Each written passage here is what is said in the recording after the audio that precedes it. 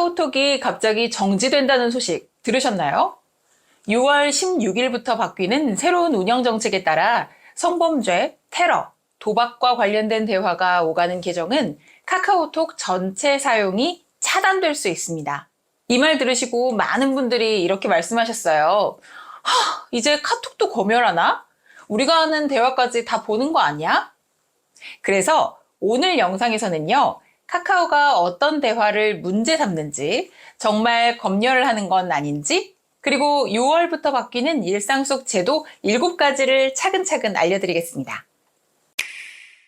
먼저 카카오톡이에요. 이제는 성범죄, 불법 도박, 테러 선동 등의 대화가 오픈 채팅이나 단체방 등에서 발견될 경우 해당 계정이 영구 정지될 수 있습니다. 그런데 여기서 가장 많이들 걱정하시는 건 이거예요. 그럼 우리가 가족끼리 주고받는 대화도 들여다보는 거 아니야? 아닙니다. 카카오는 모든 대화를 들여다보지는 않고요.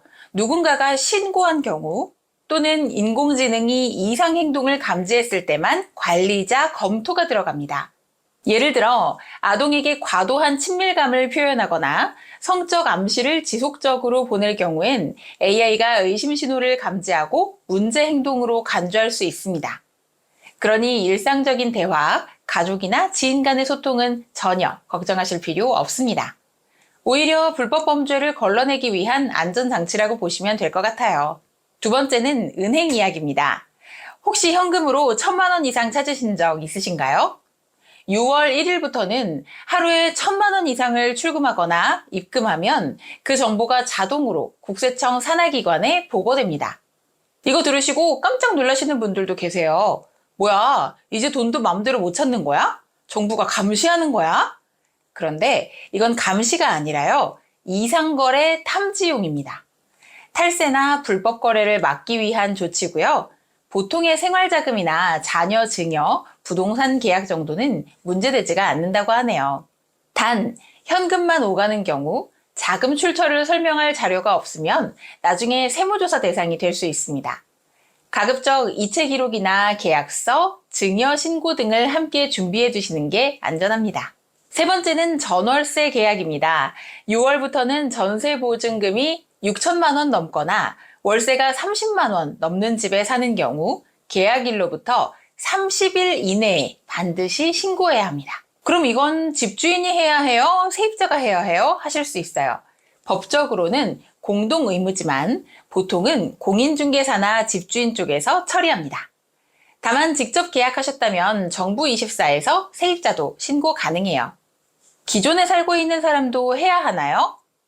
2023년 5월 31일 이전 계약은 해당이 없고요. 그 이후 계약이거나 계약 갱신을 했다면 신고 대상입니다.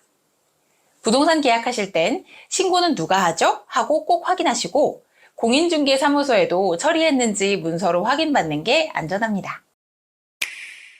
네 번째는 지하철 요금인데요.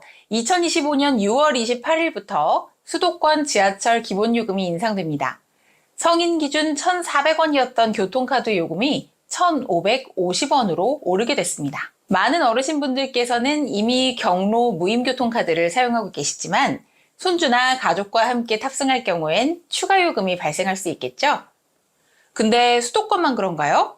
우리 지역도 오르나요? 하실 수 있는데요. 이번 인상은 서울, 경기, 인천 등 수도권에만 해당됩니다. 부산, 대전, 대구, 광주 등 지방도시 지하철은 아직 인상되지 않았습니다. 하지만 각 지자체에서 요금 조정 계획을 검토 중이기 때문에 지역 공지를 꼭 확인해 보셔야 해요. 특히 아이들 교통비를 대신 충전해 주실 때 요금이 올랐는지 꼭 체크해 보시길 권해드립니다.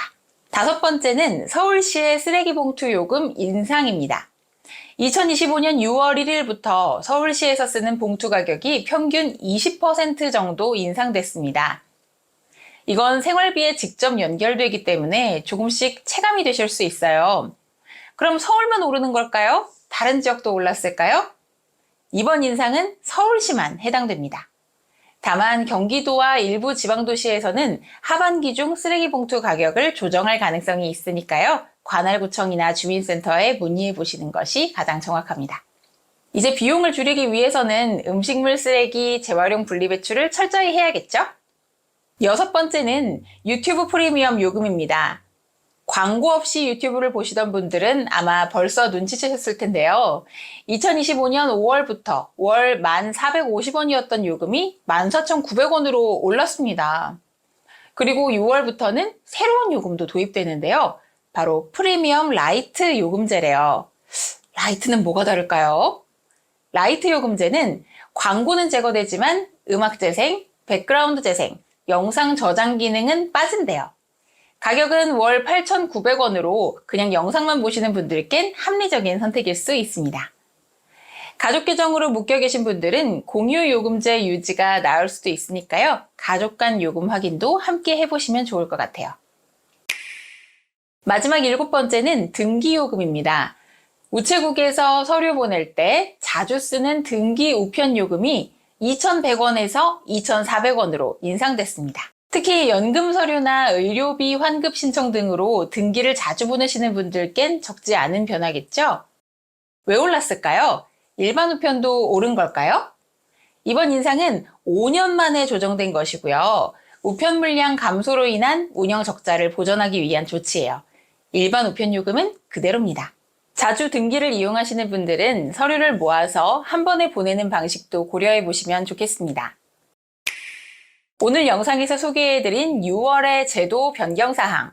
작지만 일상에 꼭 필요한 정보들이었죠?